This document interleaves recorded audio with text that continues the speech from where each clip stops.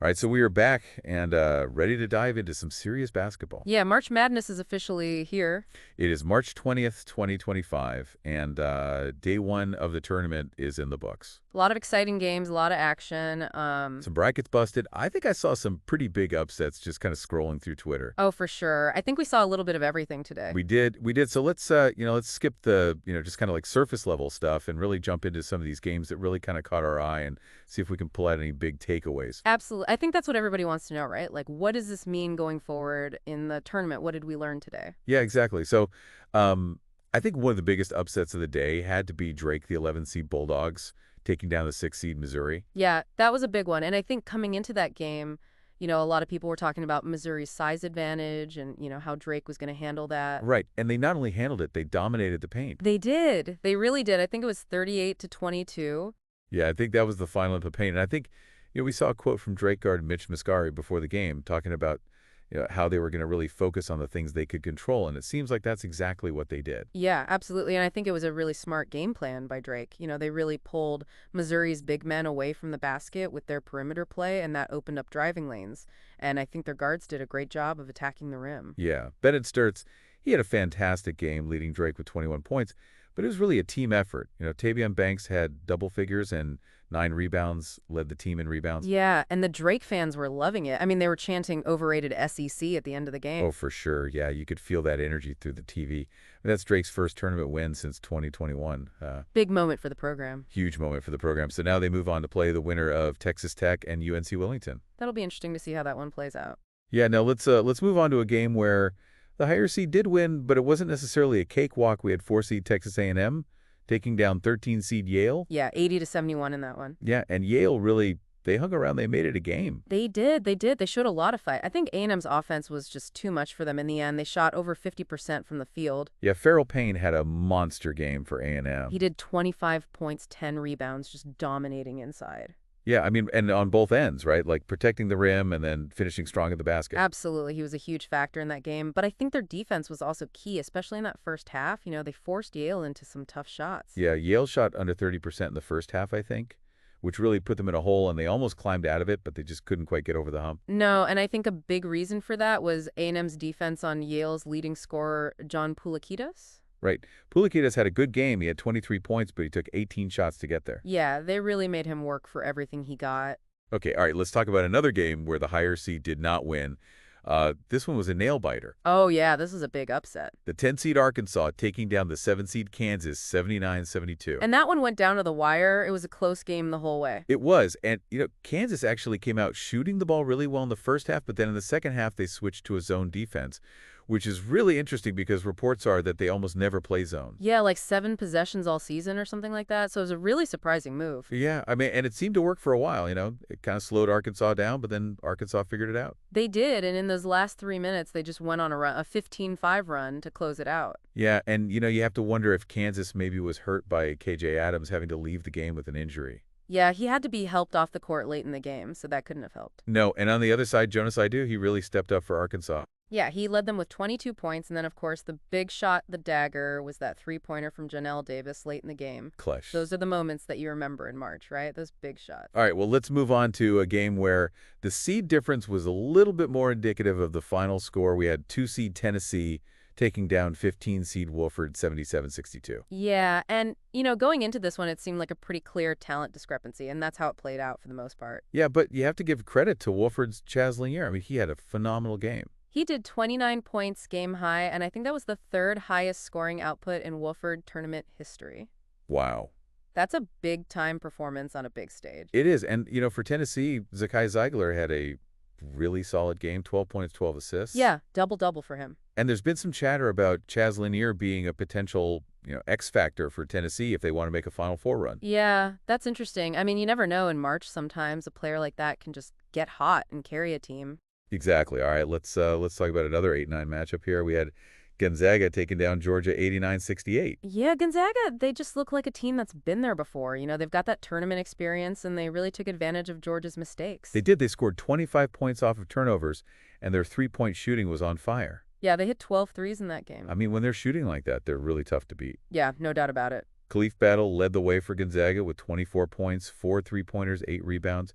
He had a great game. He did, and for Georgia Asa Newell, the freshman, he had a pretty good game as well, 20 and 12. Yeah, but Georgia just couldn't hit a three to save their lives. I mean, they shot 5 for 26 from deep. Yeah, against a team like Gonzaga, you're not going to win shooting like that. And one other thing I wanted to mention about Gonzaga, Ryan Nembhard, he had 8 assists in that game, which tied him for 5th all-time in NCAA single-season assists. Oh, wow, that's amazing. So that was a big accomplishment for him. Huge accomplishment. Okay, let's move on to another 6 seed that advanced. We had BYU taking down VCU 80-71. Yeah, BYU, they had a couple of big runs in that game. One to end the first half and then another one to start the second half that really put them in control. Yeah, and they shot 50% from the field so offensively they were clicking. Yeah, and their backcourt was really good. Igor Demin and Richie Saunders, they combined for 31 points. Yeah, and Zib Jackson had a good game for VCU. He had 23 points. But it wasn't enough. It wasn't enough. And I think one thing that stood out to me was how well BYU handled VCU's pressure. VCU, they like to play that havoc defense and try to force turnovers, but BYU did a good job of taking care of the ball and getting good looks. Yeah, it seemed like they weathered the storm and were able to kind of get into their offense. Right, and I think another thing that was interesting about that game was Igor Demin. He hit multiple threes. Yeah, he doesn't usually do that, does he? No, he doesn't. I think this was only like the 5th time since late November that he's made more than 1 3 in a game. So that could be a big development for them going forward. If he could be a threat from outside. Absolutely. It just makes them that much harder to guard. Okay, so BYU moves on to play Wisconsin, and that's going to be a fun one. Yeah, that could be a high-scoring game for sure, Wisconsin. They've got a really good offense, too. Yeah, I mean, both these teams are super efficient offensively, so it'll be interesting to see if either of them can really get a stop. Yeah, and I think for Wisconsin, a key is going to be limiting Igor Demin and just making sure they close out on shooters. Yeah, BYU's been shooting the ball well lately. They've been making double-digit threes in their last 4 games, so Wisconsin can't let them get hot from outside. All right, let's talk about a big upset. A 12 over a 5. Yeah, we had McNeese State, the 12 seed, knocking off Clemson, the 5 seed. 69-67, and that's McNeese State's first ever tournament win. First ever, yeah. Their coach, Will Wade, I think he said before the tournament that this team was more about business, and, they really played like it. Yeah, they came out strong. They built a big lead in the first half.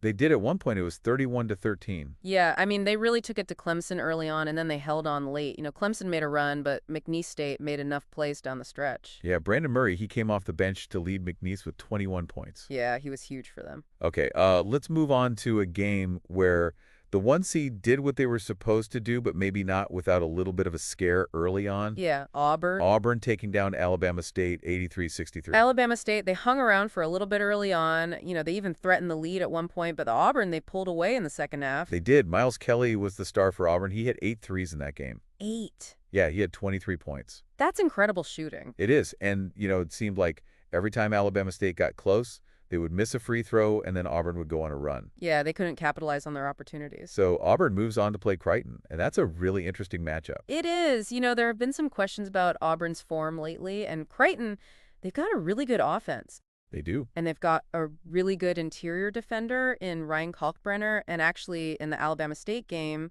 Alabama State did a good job early on of limiting Johnny Broom's touches, so Creighton might try to do the same thing. Yeah, so that's definitely something to watch. Absolutely. Like, Auburn's more than just Johnny Broom. They've got other guys who can score, like we saw with Miles Kelly tonight. For sure, they're a talented team. All right, let's talk about the other 1 seed, Houston.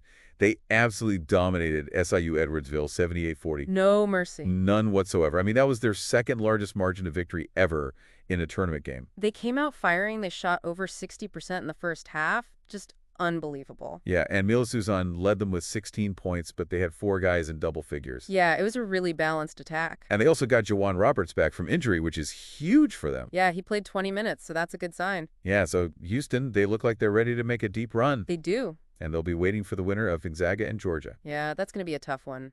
Okay, let's finish up with Wisconsin. They took down Montana 85-66. Yeah, Wisconsin, their size was just too much for Montana. I mean, they started 2 7-footers against Montana's 4-guard lineup. Yeah, that's a tough matchup for anybody. Yeah, and Wisconsin, they shot the ball well, they rebounded well, they just dominated the game. John Blackwell had a good game for them, 19 points. Yeah, and they also had, 9 blocks as a team. Yeah, they were protecting the rim.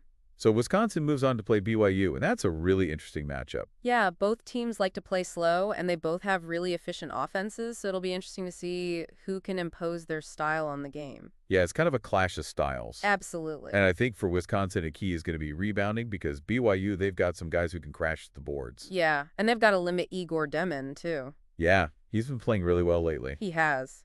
Okay, so we also had Purdue taking down High Point 75-63. Yeah, Purdue, they got off to a slow start, but they eventually pulled away. Yeah, and they really dominated the boards in that game. 45 to 24. Yeah, that's a big difference. Huge. Trey Kaufman-Wren and Braden Smith led the way for Purdue. Yeah, they're a tough team to beat. Right, and finally we had Creighton taking down Louisville 89-75. Yeah, Creighton, they played really well, and they got a big game from Jamia Neal. Yeah, he had 29 points, led all scorers. That's awesome. It was, and they were playing in essentially a road game environment. Yeah, Louisville fans really travel well. They do, and they were loud, but Creighton didn't let it affect them. No, they just kept making plays. So Creighton moves on to play Auburn, and that's a really intriguing matchup. It is. Auburn's the #1 seed, but Creighton, they can score the ball. Yeah, I mean, reportedly only Kentucky scored more points against Louisville this season. Wow. So they've got a really potent offense. And, even though Creighton hasn't beaten a lot of top 25 teams this year, They haven't really played anybody. but they've got the talent to make this a really competitive game. Oh, for sure. I think this is a game that Auburn could overlook, and Creighton could really surprise some people. Okay, so that's a wrap on day one of the tournament. What a day. What a day. And I think we saw a little bit of everything, right? We saw upsets, close games, blowouts. We saw it all. We saw it all. And I think the big takeaway is you just never know what's going to happen in March. That's the beauty of it. It is. So, enjoy the ride, folks. Buckle up because it's only going to get crazier from here. And don't forget to hydrate. That's good advice. You got to stay hydrated during March Madness. Lots of basketball left to watch. A lot of basketball. All right, so we'll be back tomorrow to break down day 2. But until then, thanks for joining us for this deep dive. Yeah, thanks for listening. We'll see you next time. See ya. All right, so as we look ahead to the second round, we've already seen some crazy upsets. Yeah, brackets are busted. Brackets are busted. But what are we looking forward to? What are some of the storylines that are really jumping out at you? Well, I think the biggest thing is, we've got some teams that pulled off upsets that are now playing higher seeds, and it'll be interesting to see if they can keep that momentum going. Right, like can McNeese State keep it rolling against whoever they play next? Or Exactly. Or like Drake, they looked really good against Missouri. Can they keep that up against Texas Tech or UNC Willington? Yeah, and I think we also have to look at the teams that barely survived. The teams that maybe got a little bit lucky. Oh, yeah, like Auburn? Like Auburn, exactly. They didn't look great against Alabama State, and now they're playing a Creighton team that can really score. Yeah, that's a game that I think a lot of people are going to be watching. And then, of course, you've got the top seeds like Houston who look dominant. Yeah, they look scary good. They do, but, it's March. Anything can happen. That's right. You can't take anything for granted. So, keep an eye on all those matchups and see what happens. It's going to be fun. It's going to be fun. I can't wait. Me neither. All right, so until tomorrow, enjoy the games. Peace. See ya.